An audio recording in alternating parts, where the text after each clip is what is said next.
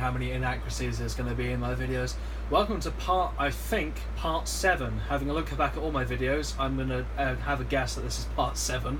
Welcome to Rivendell. Really, I should have skipped the loading screen there and just put you straight into it, but oh well.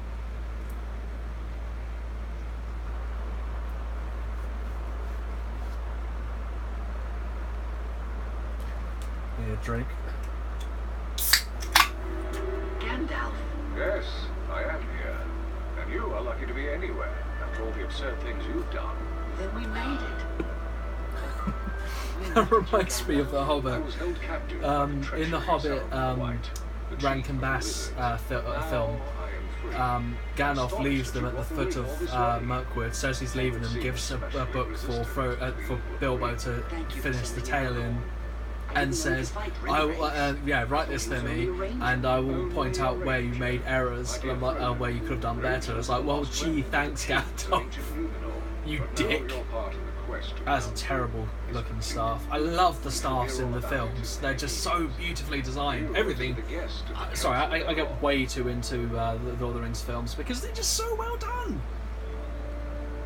Here's the longest chapter in the Lord of the Rings, the Council of Elrond, which is funny because this is going to be my shortest Let's Play because it's just Rivendell. Friends, this is the Hobbit, Frodo, son of Drogo.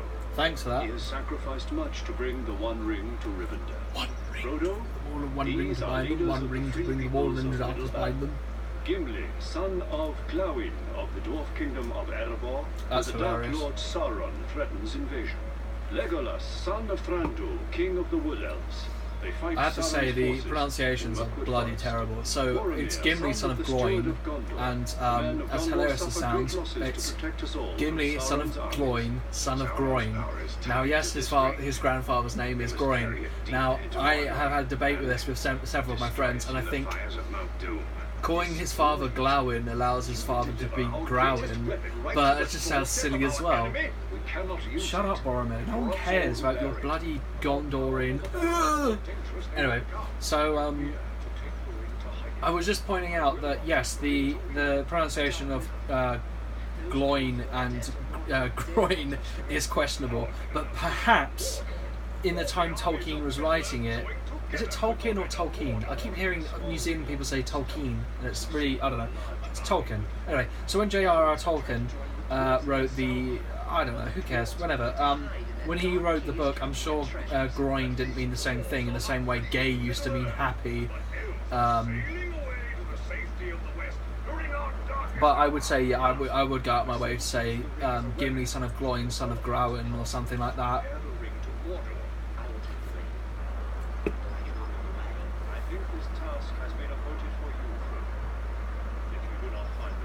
So I'll turn the volume back up now.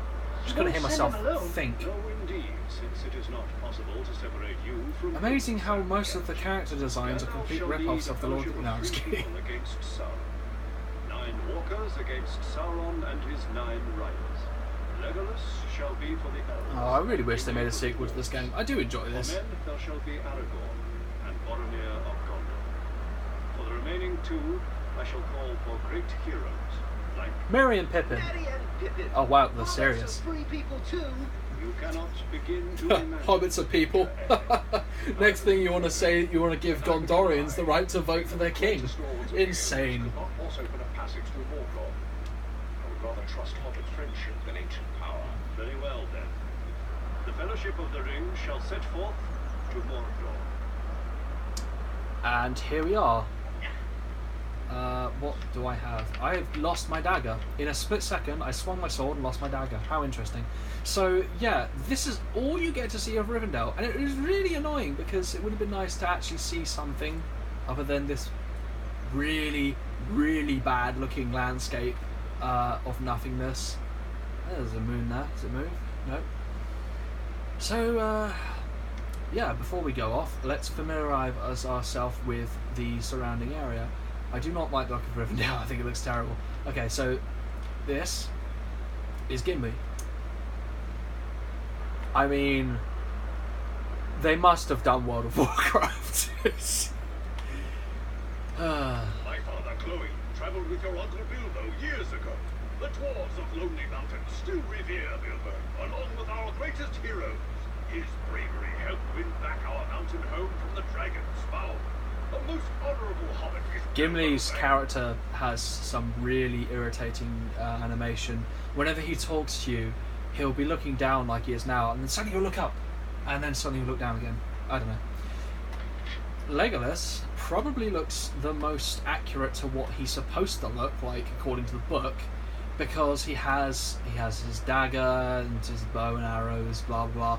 He's wearing leaf-like looking clothes. He's blonde, and he looks like, if you look at his face, he does actually look like the. Oh, sorry, looking around, curious bastard. Just move myself sideways. He does have that look of what I would picture an elf to look like. Interestingly, when Guillermo del Toro was going to make the Hobbit films, he did do... I reckon... You've seen Hellboy 2, then you know what I'm talking about. I reckon the elves would have looked like Prince Nuada and his sister Nuala, son of Boala, Joala, Malala, Shamala Malala, and like Shamalana. Anyway, I think the elves probably would have looked completely different. I feel like it's a good thing that...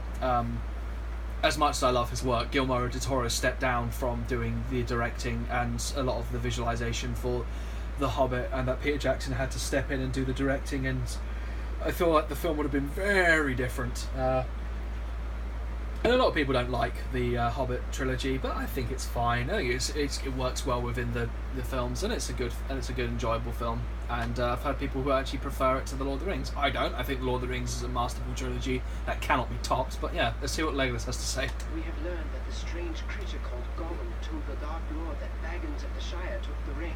Gollum was held captive by the Wood Elves, but he escaped. He is still seeking the ring. And why did he escape? Because you were too busy eating nachos. Just enjoying the leaf-like design of his armor there. I've been working on the this is why I bring up my customization. I've been working on a custom of Thorin, and a lot of the stuff I'm doing here is like not leaf mail, but interlocking bits of mail. It just reminds me of this and how nightmarish it was to make. Alright, let's see what Sam has to say. It will be good to have such company on our journey, Frodo. Boring. Merry. You had us worried for a while, cuz thank goodness Master Elrond. I do actually like Merry in this game. I don't know why. Stay away from that door. I see why Bilbo stays here. Rivendell is magnificent. I don't think I'll ever have better meals, ever. Yep, and there's Rivendell. Not Rivendell, Elrond. For you to leave Rivendell. You say that, but oh yeah, Ganondorf give a bit of exposition. Or explanation. Oh god, you can't move in this. But you saw fire and lightning on Weathertop. You saw the effects of my battle with the ring wraiths. Had I been 3 days later, I would have met you. See, told you. Boromir is done okay in this game. He's got the design. It's this. Okay, I love the design of Sean Bean's Boromir. I think it's masterful, and the whole Gondorian thing that was great. These characters, they're okay, I guess. His shield's alright, I guess, and the purple's cool. But my biggest issue with Boromir as a character, the absolute worst Boromir is the one from Ralph Bakshi's Lord of the Rings. He's a Viking. Why is Boromir a Viking? That makes no sense. Oh, wrong one. Actually, I wonder if it says take the One Ring to Mordor. No quests. Wow, really? These are all the quests I've completed. Aren't I good? Okay. I came to Rivendell seeking answers about a dream. A vision that said the halfling shall stand forth. Are you that halfling? This mission is so great. You are so small. I don't know, there's a lot of designs that bug me. This is where the game follows the book. Well, I mean, not literally, I'm saying this is a nice little scene. Renewed shall be the blade that was broken. The crownless again shall be king. The elven smiths have reforged Narsil, the blade of my ancestors.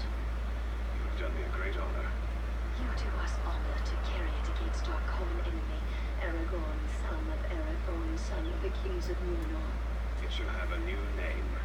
Andúril, Flame of the West.